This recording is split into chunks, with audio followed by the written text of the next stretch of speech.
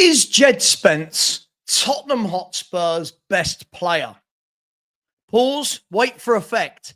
Now, you might say that it's a very small sample size in which to judge Djed Spence, because when we actually break it down, Djed Spence this season in all competitions for Tottenham Hotspur has only played 24 games and 16 Premier League games.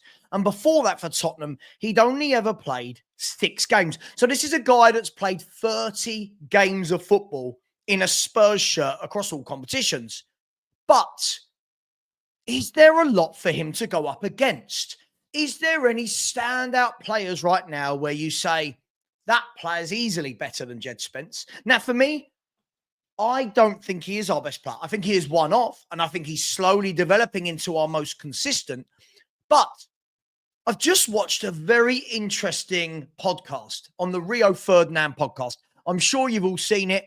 The Rio Ferdinand presents, and he's done a whole hour interview with Tottenham's very own Djed Spence, and some really interesting stuff in there. And it got me thinking, were we all too harsh on him? Now, not all of us, I'm sure some weren't. I definitely fell into that category of judging Djed Spence because Conte didn't want him, rather than actually seeing the player he could be in Spurs team. And what I mean by that is I can watch him at Middlesbrough and at Forest, and I can watch all of these loan moves. But until he's in an actual Spurs shirt, how do I really judge? How do any of us really judge how good Djed Spence is? And I'm going to be referring back to this podcast with Rio Ferdinand quite a lot because it's very interesting.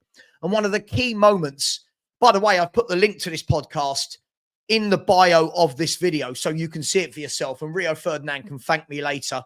Not that he needs me to be sending him views. He's got like 1.2 million subs, but never mind. So one of the key things is when he's talking about Antonio Conte, he literally says, people keep saying, I've got a second chance at Spurs. And he says, I didn't even get a first chance. And that for me is really telling. And again, it goes to show that sometimes we just don't know what's going on behind the scenes, etc. And he does talk about how it made him feel when Conte made the comments about, hey, this wasn't my signing. It was a club signing. It wasn't a player on my list. So it's very interesting. Go and check that out. But listening to Djed Spence, you can see there's a renewed confidence. There's a very confident man there. Not bordering on arrogance, but bordering on a man that knows his own ability.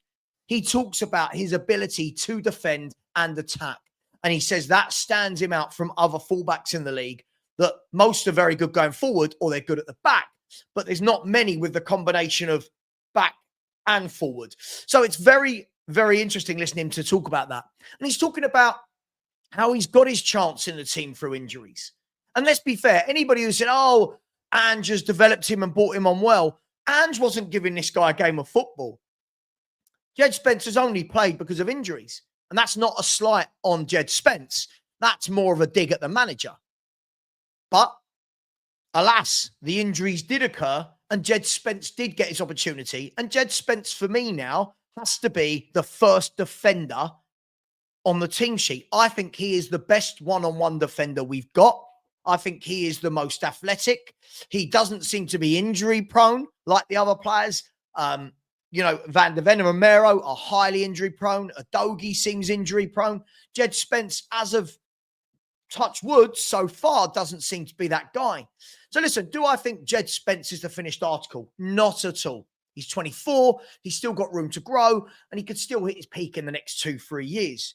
But what he has shown is that, one, when playing at left back, which is not even his natural position, he is 10 times better than Destiny Udogie. I'm sorry, I don't care what anyone says. Udogie is not a good defender.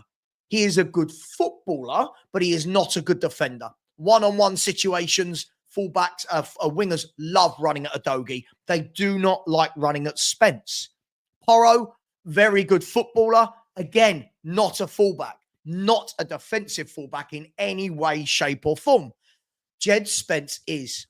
So for me, you've got to find a way to incorporate Djed Spence. He has to play. I don't care if the other two are fit. One of them doesn't play. One of them doesn't play for me. It's got to be Djed Spence. And what I like about it is in this interview, he's asked about who have been the toughest wingers you come up against. And before he can answer, Rio Ferdinand says to him, who did you lose sleep the night before? Who did you lose sleep at the thought of playing them the night before? And he said, no one. He said, there's not many wingers that get the better of him. He said he's got the pace, he's got the physicality, he's good in the tackle. And then he mentions Mo Salah and says Mo Salah isn't really one that's going to take him on.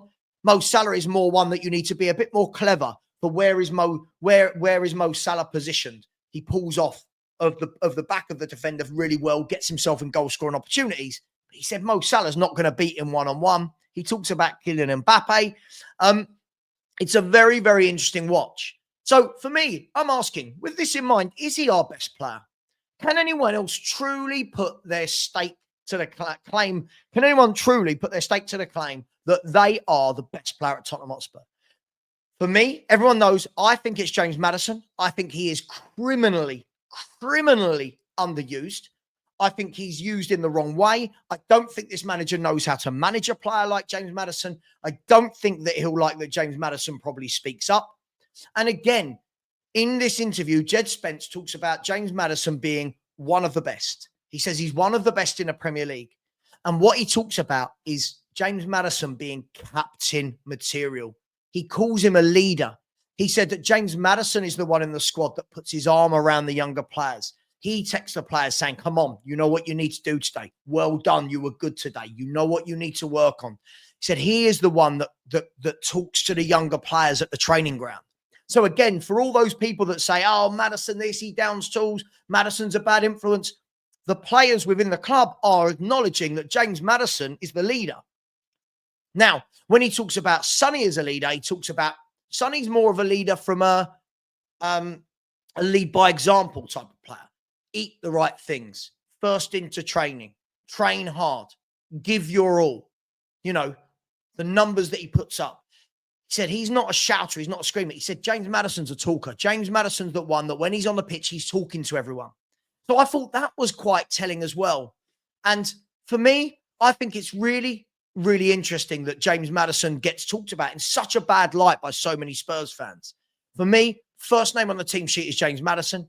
He's the one that can create. He's the one that's comfortable on the ball. He's the one that can pass. He can find a man. He's good on both feet. He can take free kicks and set pieces. For me, I think this manager criminally outplays him in the wrong position and criminally underplays him. It's always James Maddison's fault. I think the other interesting thing for me is when he was asked about the top centre-backs in the league, he mentions Virgil van Dijk as the best, which I don't think any of us could argue with. He then mentions William Saliba. Then when he's asked to mention someone else, he says Micky VDV at my club. Doesn't mention Christian Romero, another one who our fans say is the best player at our club. They talk about him as good as Saliba and Van Dijk and these players. Spence didn't mention him at all. Spence didn't utter his name, didn't say a thing about him. And he said Mickey's the one that's going to the top. He said Mickey's the top defender at Tottenham Hotspur. So I thought that was very, very interesting as well.